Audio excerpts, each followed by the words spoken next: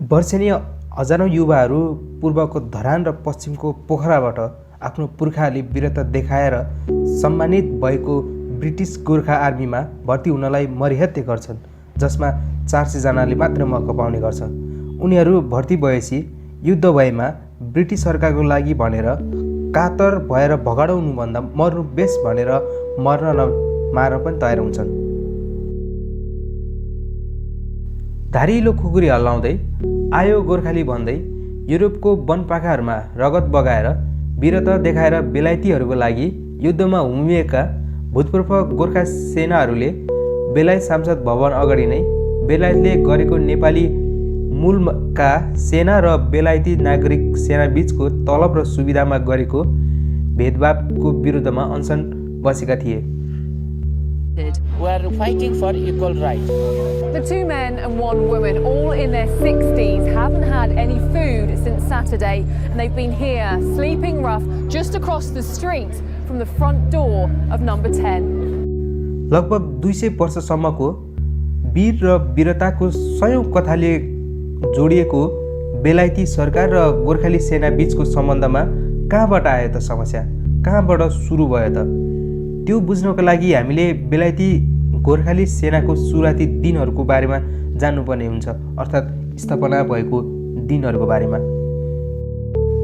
बेलायती गोर्खा सेनाको सुरुवाती दिनहरू हेर्नको लागि हामीले हाम्रो छिमेकी भारतको स्वतन्त्रता अघि र स्वतन्त्रता पछिको भारतीय सेनाको बारेमा पनि जान्नुपर्ने हुन्छ, अर्थात् प्री इन्डिपेन्डेन्स र पोस्ट इन्डिपेन्डेन्स इन्डियाको बारेमा पनि।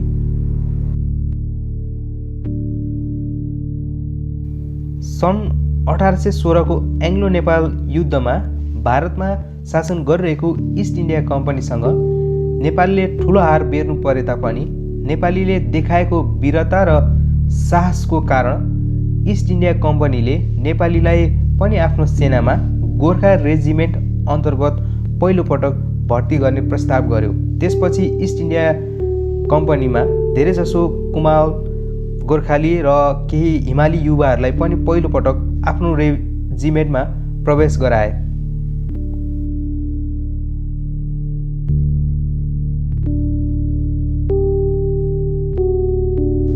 तर पछि भारतमा 1857 तिर ब्रिटिस शासनको विरुद्धमा बाहिर मात्रै नभई भारतीय सेनाका युवाहरू, खास गरी हिन्दू र ब्राह्मण रहेका केही रेजिमेन्टले आन्दोलन गर्न थालेपछि त्यस आन्दोलनको असर नेपाली युवा भर्तीमा पनि पर्न गएको थियो, किनकि त्यसपछि ब्रिटिसले गोर्खा रेजिमेन्टमा रहेका भारतीय हिन्दू र ब्राह्मणहरूको इन्फ्लुएन्स नहोस् भनेर नेपालबाट ठकुरी र खास आर्य जातका युवाहरूको भर्ती सङ्ख्या कम गराएर उत्तर हिमाली युवाहरू जस्तै गुरुङ, मगर, राई, लिम्बूलाई भर्तीको प्राथमिकता दिइएको थियो, जसले पछि गएर पहिलो र दोस्रो विश्वयुद्धहरूमा ब्रिटिसलाई जिताएर ब्रिटिस इन्डियन फोर्सको ब्याकबोन जस्तै हुन पुगेको थियो। 1909 देखि 1906 तिर आउँदै गर्दा गोर्खा सेनाको स्ट्रक्चरलाई बिस्तारै चेन्ज गरियो, जस अन्तर्गत 10 वटा राइफल रेजिमेन्ट, जसभित्र प्रत्येकमा 2 गरी 20 वटा ब्याटालियन्सहरूको निर्माण गरियो। 10 वटा राइफल रेजिमेन्ट र 20 वटा ब्याटालियन्स।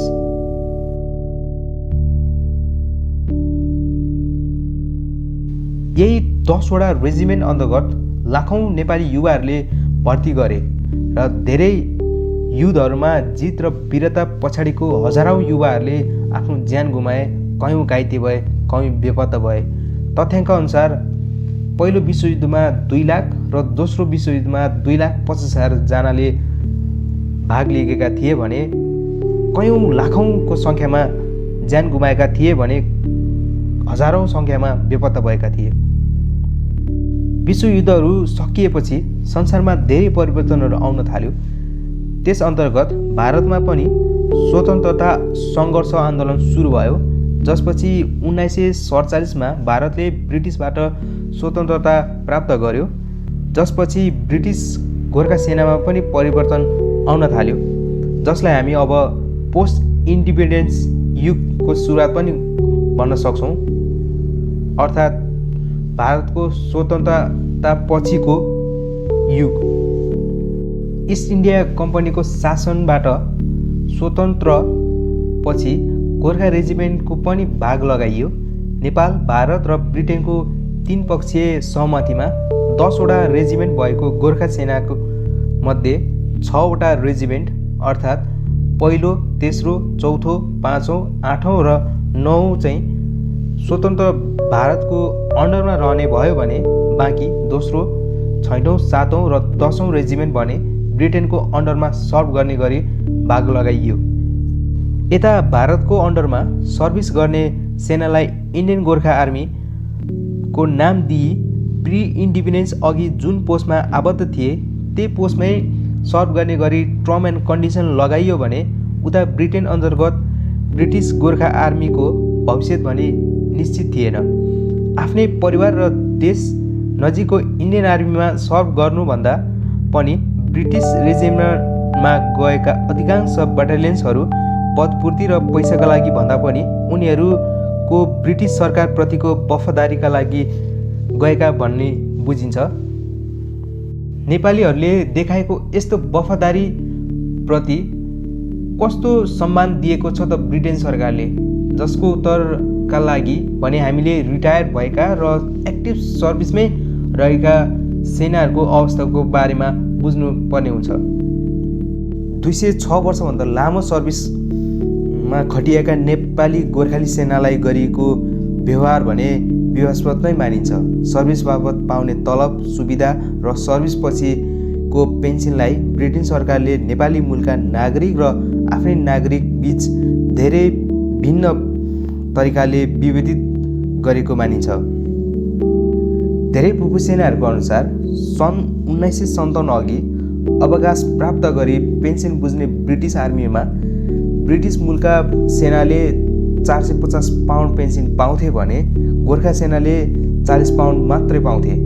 अहिले त्यो रकम बढेर ब्रिटिस नागरिकले करिब 1200 पाउन्ड पाउने गर्छ भने गोर्खा सेनाले मुस्किलले 350 पाउन्ड मात्रै पाउने गरेको छ। पेन्सन बाहेक सर्भिसका दौरान सामान्य खाजा खानामा पनि विभेद गरेको पाइएको छ। ब्रिटिस नागरिक सेनालाई खाजामा अन्डा, ब्रेड, ससेज, चिया र कफी दिइन्थ्यो भने गोर्खा सेनालाई चिया र रोटी मात्रैमा चित्त बुझाउनु पर्थ्यो भने उता खानाको सन्दर्भमा ब्रिटिस नागरिकलाई हरेक दिन ब्रिटिस डिक्स र प्रतिदिन खाना सहित दैनिक रूपमा मासु दिइन्थ्यो भने गोर्खा सेनालाई दाल र भातमा चित्त बुझाइ हप्तामा 1 दिन मात्रै मासु खुवाइएको थियो। बसाइको कुरा गर्दा ब्रिटिस नागरिक सेनालाई सिङ्गल एसी कोठामा बसाइन्थ्यो भने त्यही र्याङ्कको गोर्खा सेनालाई भने पङ्खामुनिको कोठामा 8-9 जना कोचेर बसाइन्थ्यो। यति मात्र नभई अन्य सुविधाहरूमा पनि विभेद गरिएको पाइएको छ।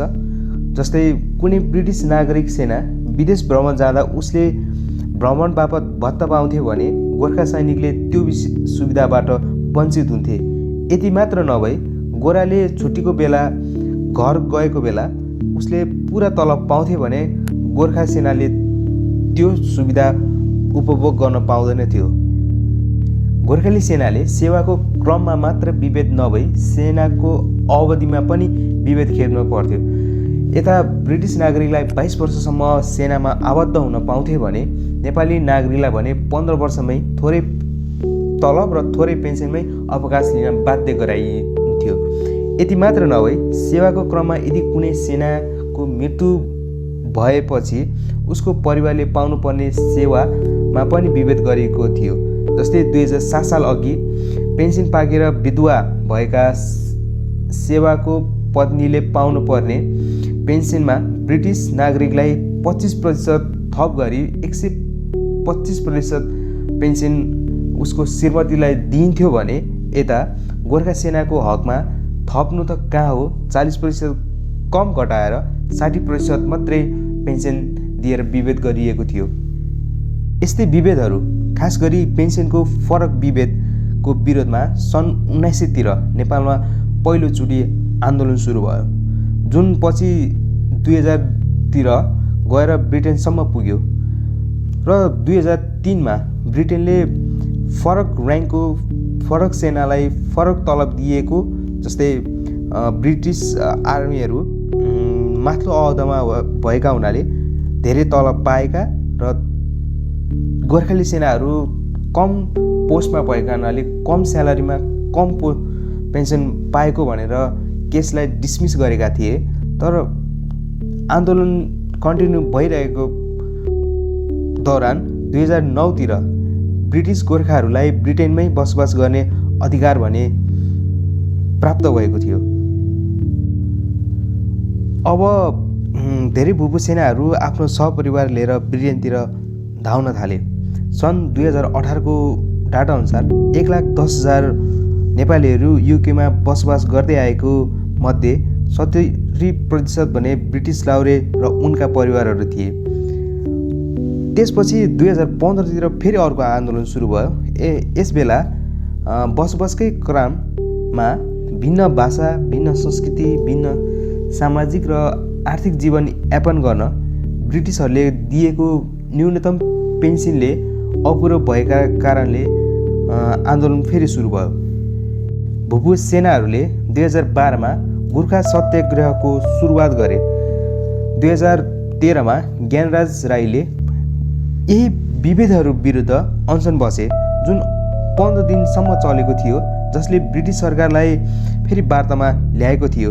यो पटक भने ब्रिटिसहरूले केही पोजिटिभ रेस्पोन्स दिएर 1957 पछि रिटायर भएकाहरूलाई सम्मान पेन्सन दिने भए तापनि सेकेन्ड वर्ल्ड वारदेखि 1994 बिचमा रिटायर भएकाहरूले भने अझै पनि बराबर पेन्सन पाउनेबाट वञ्चित हुन पुग्थ्यो।